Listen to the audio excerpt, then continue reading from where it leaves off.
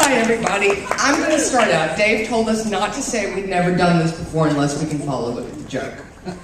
Well, everybody I know, from my neurologist to my husband to my mother, begged me not to do this because I have MS. When I get nervous, I get clumsy. So I'm really worried because everyone said before I left, break a leg. I'm one person who could literally do it. So my husband is right here to text me when I call. If I get nervous, I'm just going to say goodnight, tip and server. I wrote a lot of notes, but everybody's funny. So I have no idea what they said. Now, if everybody had bombed, I would have a great set. But as best I can tell, I'm not supposed to break my leg. And I told everyone not to worry, but that I would get up here, I would be calm, cool, collected, and drunk. So if all else fails, I'll still break my leg. My mom was really worried. It wasn't the MS that scared her. She was worried I was going to get her up here and do exactly what I do when I go to my psychiatrist, which is talk about nothing but her. Not the case that I let her believe it and I let her pay him, because it's her fault anyway. Why don't you want me to do this? It's been on my bucket list my whole life. You've always told me I'm so funny. I've got this opportunity. These people, I swear to God, don't want me to fail. They'll laugh at me when I'm not funny. She said, Sheila, you're going to tell nothing but jokes about me, and what if I go viral? I was like, what do you know about viral? I said, when you went to buy a computer, I'm sitting at home going, oh, no, please, no. And all of a sudden, my phone rings.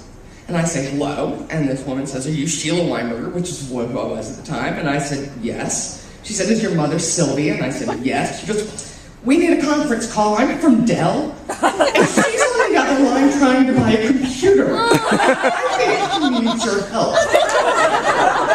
I'm like, Mom, how do you know about viral? To this day, she calls me when she wants to turn it on, because she's afraid she'll erase everything she ever put in it, which is nothing. She has for 7 years used this computer to play mahjong. And I can't read the rest of my notes. But I grew up in Nashville, Tennessee, hence the cowboy boots. But I left as soon as I could. I was born a New Yorker. I graduated college. I was out of there. And I grew up a Jew in Nashville, Tennessee, so I knew every other Jew in the entire Southeast. I graduate, I moved to New York City, with my parents going, oh, please don't. My mother says as she puts me on the plane, never go outside alone when it's dark.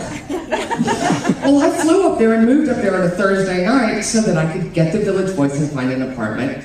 I'm staying with a friend of mine from college. I get there, it's dark. She goes to get in the shower, and I'm like, but I need a Village Voice. And she says, there's the newsstand at the corner, just go. Well, with my mother in my head the entire time, I am running down the most populated block in New York City with my purse like this, going like this, scared to death. I get home, I call her, I said, I'm in New York, I went outside, I'm still here. And really, I don't know what the rest of this says, so I moved back, I was miserable. It was every reason I left Nashville, still there 20 years later. And I thought, I'm doing nobody any favors, I'm getting out of here. And somebody said, well, why don't you move to Germantown? I'm like, what is that?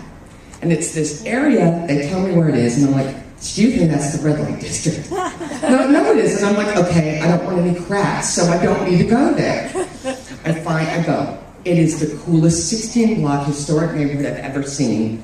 And unbeknownst to me at the time, my grandmother was born literally around the corner. And all I can imagine is that the earthquakes in California are from her rolling over in her grave, saying, we worked so hard to get you out of this neighborhood, and you spent how much to come back